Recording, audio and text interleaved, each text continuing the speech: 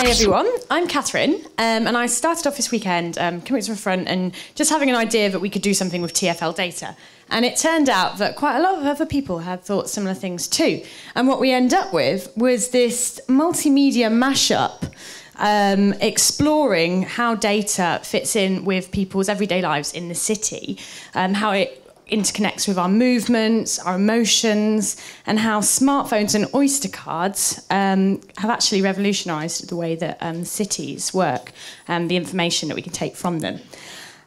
What we found throughout the build, as we started putting it together, was that the more we visualised it, the more it started looking like a natural structure rather than something artificial.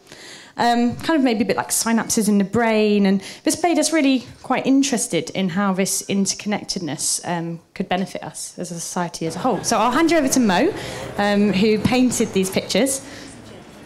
Hello everyone, hi. Thank you. Wait until I've spoken, you might want to take that back.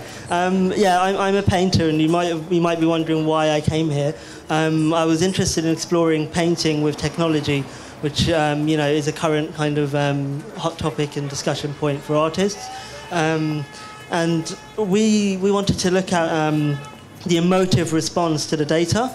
So we looked at a week's worth of social media feeds about people's responses and reactions to two tube stations, Oxford Street and Piccadilly Circus. And through that, I painted these pictures, also based in my work on photographs I'd taken.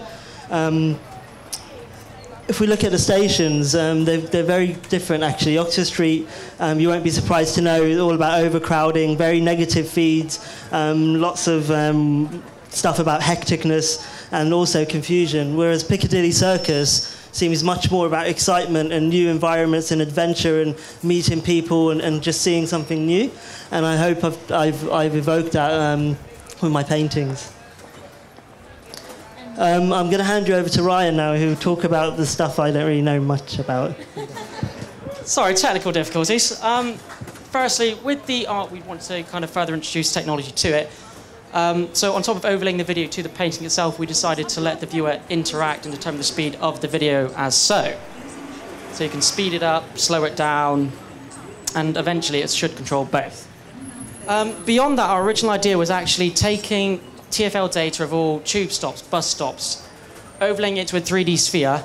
This here is only 12 bus routes in London. There's about 510, and if we put them all on, it's a giant blob. Beyond this, these pulses simulate real-time positional data of the positions of buses and tubes within London. We've enabled it so you can interact with it if it spins around, as our mysterious man will do. Sorry. 10 seconds left, go.